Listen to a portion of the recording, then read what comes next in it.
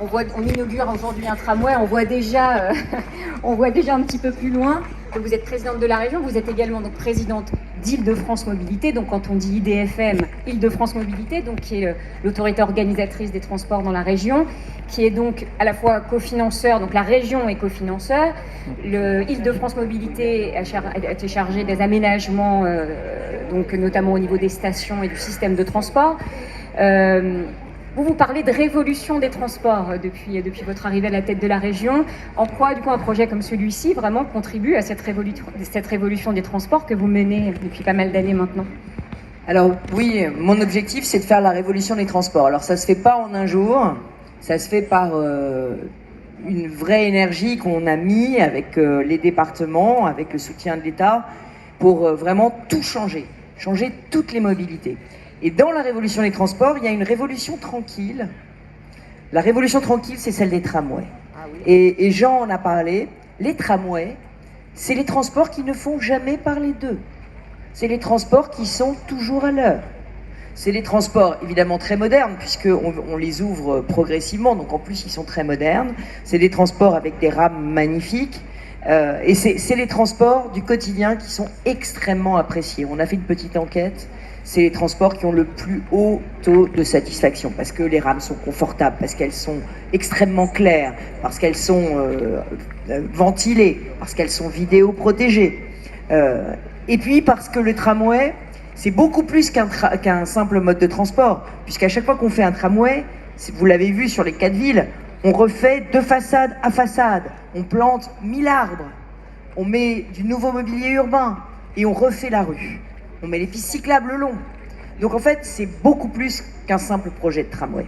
Alors moi, je suis très fière parce que petit à petit, cette révolution tranquille des tramways, elle prend sa place en Île-de-France. Moi, depuis que j'ai été élue, on a inauguré le T4 à Clichy-Montfermeil, on a inauguré le T9 dans le Val-de-Marne, on a inauguré le T13 Saint-Cyr, Saint-Germain-en-Laye. On a inauguré le T3 jusqu'à la Porte d'Asnières, Porte Maillot. Porte de Champéret, Porte d'Asnières. On va inaugurer la Porte Maillot en avril. Voilà. Et on continue avec le Massy-Évry qui va arriver le T12. Et donc on est en permanence en train d'inaugurer des nouveaux tramways. Et vous allez le voir, ce tramway, il va vous changer la vie de 25 000 habitants du territoire. Alors l'intérêt des tramways, c'est aussi de faire du maillage banlieue, et de vous permettre de rejoindre des lignes de transport qui sont des lignes de transport très importantes. Alors qui dit révolution dit combat. Combat parce que, comme l'a très bien dit Georges, il a fallu se battre. Parce qu'à chaque fois qu'on fait quelque chose dans notre beau pays, il y a des oppositions et il y a des inquiétudes. Alors moi je le dis, maintenant je commence à avoir une belle expérience, il faut arrêter d'avoir peur des tramways. Je me souviens à Saint-Germain-en-Laye, on m'avait accusé de vouloir détruire la forêt de Saint-Germain-en-Laye. Ici, on m'a accusé de vouloir détruire la forêt de Meudon. Mais non, on fait de la compensation. C'est-à-dire qu'à chaque fois qu'on coupe un arbre, on en replante 5 fois plus. 5 fois plus à côté. Voilà. Donc sachez-le, ces projets de tramway sont les projets les plus écologiques de la région. Voilà. Et ceux qui disent le contraire, à chaque fois qu'on inaugure la ligne, en général, ils sont super contents. Voilà, c'est un petit peu la France. C'est-à-dire qu'au démarrage, ça râle, ça critique, ça s'inquiète, et puis à la fin, tout le monde est super content. Alors ça nous invite à évidemment continuer à nous battre. Et pour se battre, il faut avoir des partenaires.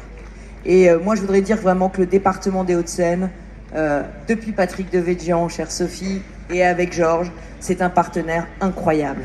Parce que il nous aide à financer, il nous aide à lever les oppositions des mairies quand il y en a, ou à trouver les tracés, à trouver les solutions.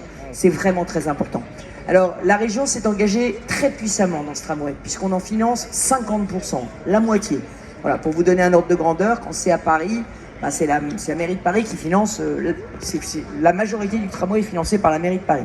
Mais dans les territoires de banlieue, la région s'investit puissamment parce que les territoires ont moins les moyens de payer. Et donc, il faut que la région soit là. Donc, on est là pour vous. Et puis, évidemment, j'ai bien entendu qu'il y avait toute une série de demandes. Alors, je vais y répondre. puisque je suis venu pour ça. Donc, d'abord, vous dire qu'effectivement, on s'est engagé avec Georges et avec l'État à prolonger le T10 jusqu'à la gare de la ligne 15. Ça veut dire que vous allez pouvoir en T10 aller du RERB jusqu'à la ligne 15. Vous avez une correspondance avec le tramway 6 qui va jusqu'à Vélizy-Viroflay. Donc ça veut dire que vraiment, vous aurez accès par le tramway à tous les points de transport importants du voisinage. On va faire un super réseau maillé et on se lance, ça y est, c'est intégré dans le CPER. On se lance pour la prolongation à Clamart qui va devenir évidemment un hub de transport extrêmement puissant en Île-de-France, c'est important. Alors, s'agissant de la ligne 4 du métro, vous savez que je me suis engagée auprès des maires qui sont ici, qui sont venus me voir. Je vois que Jacques dresse l'oreille. Je me suis engagée auprès de Philippe Hemzet, auprès de tous les élus du territoire, à ce que nous inscrivions le prolongement de la ligne de métro 4 de Bagneux au Plessis. Et l'idée, à Châtenay en passant par le Plessis. À Châtenay en passant par le Plessis. Et c'est un projet évidemment de très longue haleine. C'est un projet pour lequel il va falloir dégager des moyens très importants. Donc là, je me tourne vers l'État. Il faudra que l'État soit au rendez-vous des contrats de plan État-région. Je pense que le président du département ne nous dira pas non. Et l'idée, c'est vraiment de continuer cette progression des métros vers la moyenne couronne. Et ça, c'est très important. Donc oui, la région s'est engagée. Mais je voudrais parler un tout petit peu aussi du RERB. Parce qu'on a parlé d'un tramway nommé Désir et Plaisir. Moi, je voudrais parler d'un RER nommé Soupir, le RERB. Et je voudrais adresser un petit mot à Alstom, puisqu'ils sont juste devant moi et ils ne pensaient pas qu'ils y échapperaient. Les rames du tramway sont magnifiques, elles sont superbes, elles sont exceptionnelles, elles sont arrivées pile à l'heure. Et on est extrêmement fiers d'avoir ce beau partenariat avec Alstom pour nos rames. Mais maintenant, il y a quelque chose que les habitants du territoire attendent beaucoup. Ils attendent beaucoup, c'est les nouvelles rames du RERB qui doivent arriver d'ici fin 2025 pour que ce RERB ne s'appelle plus Soupir, mais que maintenant ce soit le RER Sourire pour les habitants. Et ça aussi, c'est très important. Donc on compte beaucoup sur Alstom. Comme je vous l'ai dit, pour faire la révolution, il faut des combats, il faut se battre, mais il faut aussi des partenaires. Et puis les usagers, je leur dis un grand merci. Les habitants aussi, un grand merci, parce que je sais que les travaux, c'est vraiment dur, c'est vraiment long, ça prend du temps, les commerçants sont impactés, les habitants sont impactés, donc un grand merci à tous, et j'espère que tout le monde a retrouvé le sourire aujourd'hui. Merci beaucoup. Alors, tous ces messages passés les uns entre les autres nous montrent aussi à quel point c'est vraiment des projets partenariaux, et à quel point chacun a son rôle. Alors, dernier rôle, peut-être l'État. Alors, avant de vous laisser la parole, Monsieur Treviziani, je me permets de préciser que je n'ai évidemment pas oublié Monsieur le maire d'Antony. Simplement, vous souhaitiez laisser la parole à vos collègues. Donc voilà, mais je voulais le préciser, comme vous êtes en bout de table, que vous n'avez bien sûr pas oublié, que vous avez gentiment laissé vos maires parler pour vous tous. Donc, Monsieur Treviziani, vous êtes sous-préfet des Hauts-de-Seine, vous représentez l'État. L'État, c'est le troisième financeur de ce projet et un investisseur important dans ce type de projet et plus globalement, je crois, dans le territoire. Pourquoi l'État investit dans des projets comme cela ? Eh bien, écoutez, l'État investit dans ces projets, c'est d'abord pour améliorer la vie quotidienne de nos concitoyens. C'est important et donc sur ce projet particulier, c'était bien sûr pour permettre de relier les pôles résidentiels, économiques du sud du département. Et puis il y a, au-delà de cet objectif, c'est une volonté d'améliorer l'environnement, la mixité sociale, le développement économique. Sur l'environnement, tout a été dit, c'est vrai que le tram, c'est une mobilité qui est respectueuse de l'environnement.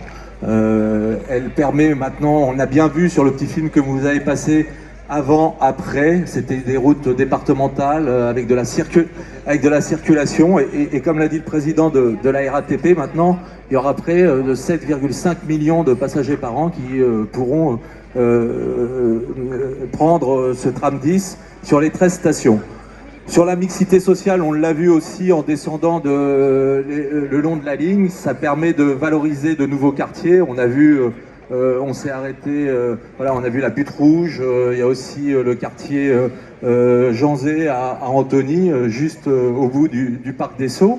Et puis pour le développement économique, la zone d'activité Novéos. Voilà, c'est vraiment cet objectif de permettre de relier ces secteurs résidentiels, ces secteurs économiques. Comme l'a dit aussi les différents intervenants et la présidente de région à l'instant, ce n'est qu'une étape. Bien sûr, l'État sera à vos côtés pour ce prolongement jusque dans la ligne 15. L'État était aux côtés de ce projet, il a financé 20%, à peu près un peu moins de 75 millions d'euros sur ce projet de tram 10. Et bien sûr, dès à présent, nous travaillons avec la région, avec le département, avec les communes pour pouvoir prolonger jusqu'à la gare du Grand Paris de Clamart. C'est un projet important. Et l'État, dans sa volonté sur les transports, sera toujours aux côtés des collectivités pour agir. Au niveau national, si je repars un peu plus en hauteur, c'est 100 milliards le plan d'avenir pour les transports à horizon de 2040. Et la présidente de région l'a rappelé, dans la première partie concernera les contrats de plan État-région, à peu près 9 milliards au niveau national, dont presque près le tiers pour la région Île-de-France, 3 milliards. Donc on est bien sûr à vos côtés, Madame la Présidente, pour pouvoir prolonger cette ligne 10. Et les travaux, les services de l'État sont bien sûr très mobilisés. Voilà ce que je voulais dire. À titre plus particulier, je veux dire que le dernier tram que j'avais inauguré, j'étais dans un autre département, La Rochelle, c'était le tram de Melbourne avec Alstom, qui avait été construit avec Alstom, donc je suis très heureux, j'ai inauguré un tram. Alors c'était la livraison du tram, mais que j'ai vu après, pour avoir servi en Polynésie française, j'ai pu prendre le tram à Melbourne. Et donc je suis heureux aujourd'hui, voilà, ça boucle. J'ai vu la construction des trams à Alstom il y a quelques années, et maintenant j'ai pu inaugurer au pied de ma sous-préfecture, donc c'est parfait. Merci beaucoup.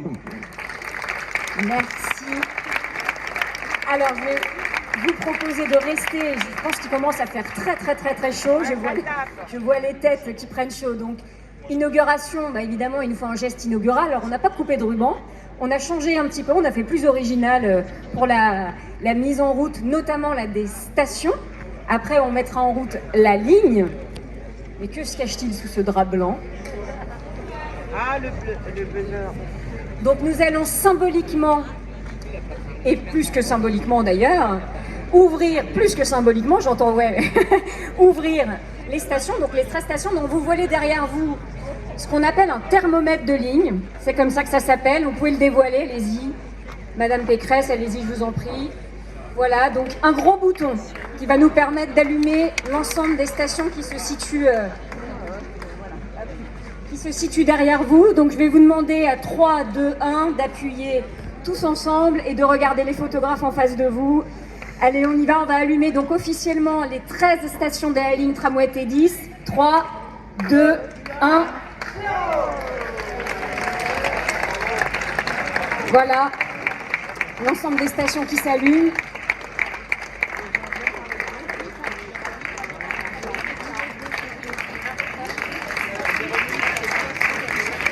Merci beaucoup. Premier geste inaugural. C'est plus original qu'un coupé de ruban, vous reconnaîtrez. Alors, deuxième geste inaugural, parce que maintenant on va ouvrir la ligne dans son entièreté. Alors, on va faire ce qu'on appelle un multiplex. Donc normalement, voilà, donc on a un multiplex. Normalement, on se voit nous, on est tous de dos, mais on se voit nous à l'écran et on voit la station Croix de Berny, donc deux vues de la station Croix de Berny à Antony, et on voit le PCC, donc le poste de commandement, j'allais dire, voilà. Monsieur, heureusement, j'ai Monsieur Castex à côté de moi. Le poste de commandement centralisé, donc, et je vais proposer à Madame Pécresse, à qui on va apporter un talkie-walkie, mais que vous pouvez également prendre un micro, parce que vous allez avoir un petit message. Donc, Fazia et Marine, qui ont œuvré en tant que chef de projet pour le tramway.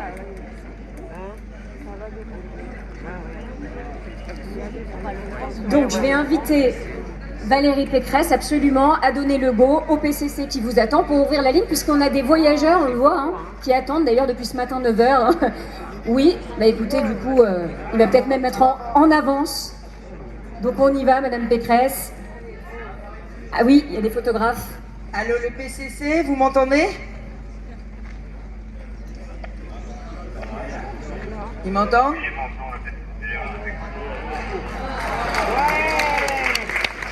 Alors nous allons ouvrir le tramway 10 à la population avec presque une demi-heure d'avance. Alors je vous donne le go pour ouvrir.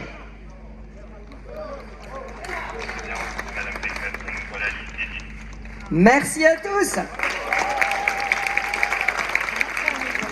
Voilà la ligne officiellement ouverte. Est-ce qu'on va voir partir la rame? Est-ce qu'on va voir partir la rame? Alors le PCC continue à nous parler. Merci. Il a donné l'ordre. Donc je vous remercie beaucoup, à vous tous, y compris d'avoir été particulièrement concret et en même temps synthétique pour toutes ces personnes qui ont très chaud. Est-ce que le tramway démarre? Est-ce que la rame démarre? Est-ce qu'on attend que la rame démarre? Non. Alors on va peut-être pas attendre que la rame démarre parce qu'on ne sait pas exactement quand est-ce qu'elle va donner le... Allez, on va attendre 30 secondes et sinon, en attendant, je vais vous donner la suite du programme puisque on a des festivités donc sur toute la journée jusqu'à 16h dans le parc départemental, dans les rames, dans les stations, au niveau des stations et dans chacune des villes. Donc vous avez un programme détaillé qui est juste derrière vous au niveau du stand T10. Il y a des échassés, il y a des musiciens, il y a des concerts dans le parc départemental. Beaucoup de choses vous sont proposées, donc profitez-en. Et je vais inviter donc tous les élus, les parlementaires, à monter sur la scène pour qu'on puisse faire une photo. Vous serez à l'ombre, vous allez être très très bien. Et après, on donne la fin de l'événement officiellement et j'inviterai la presse à venir. Allez, une photo, une dernière photo.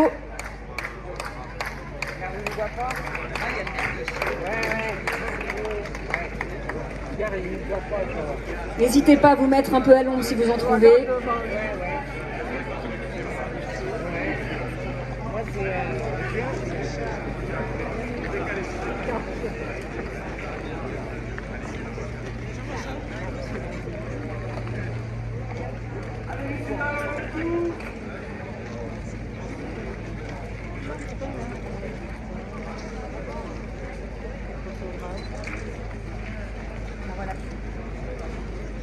Allez, encore 5 secondes et on va passer aux échanges avec la presse et libérer tout le monde. Merci beaucoup. Donc je vais inviter la presse à monter sur la scène pour un rapide échange. Merci à tous et très bonne journée. Profitez bien des festivités.